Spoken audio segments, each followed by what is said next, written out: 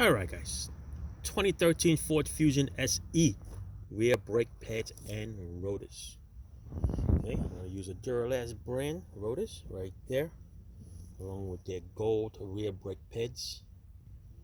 Of course, they're fabulous brake cleaner. Okay, that also does oil stains that are in your driveway.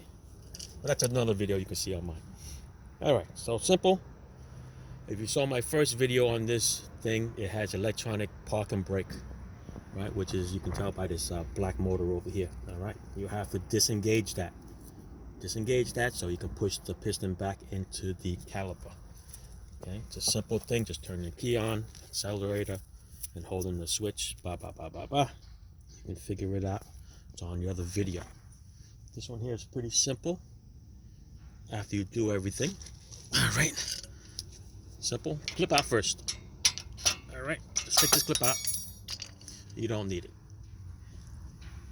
That comes with a new one if you buy the gold package. All right, on top here is a T40 Torx. There's two screws. Back them up. Back them out of the way. One on top, one on the bottom after you take the little plastic covers off. Great invention. Keeps all the dirt out of it. All right, then this caliper just pops out of the way. All right, give it a little prod, top and bottom.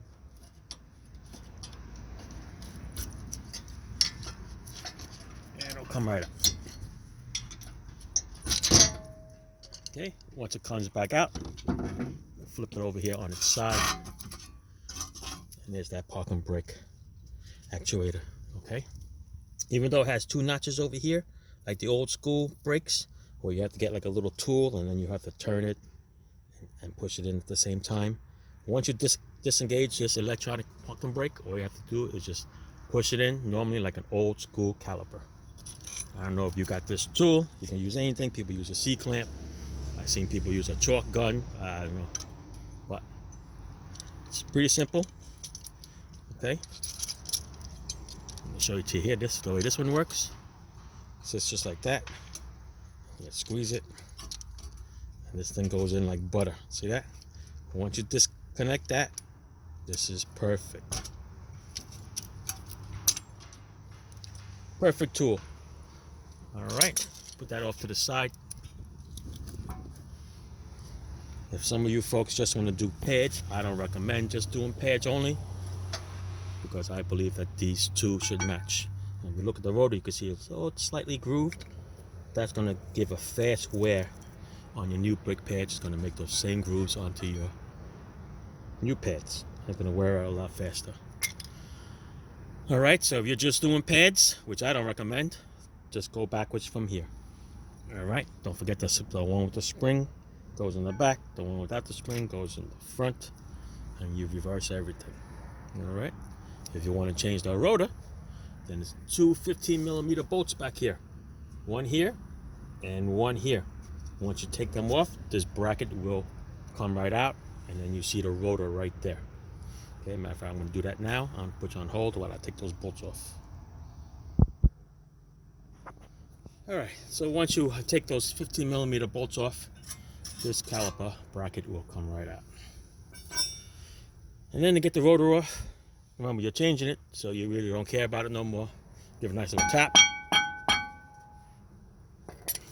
This rotor will come right up.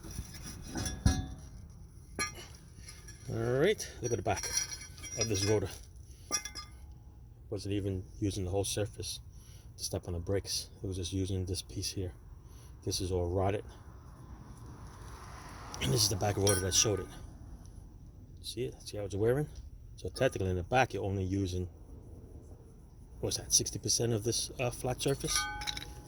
Whereas the front, you were using the whole surface. That's why you always change the rotor. I don't believe in half-ass jobs. All right, that's it. Everything, just put it back. Don't forget, the new one comes in a nice little wrapper with oil on it, so it doesn't rust. That's why you get the brake cleaner. Spray both sides, nice and clean. Don't put any dirt on it. Don't get your hands touching it. And slap it back together and put it back the opposite way. After it's all back together with the new spring and the new pads,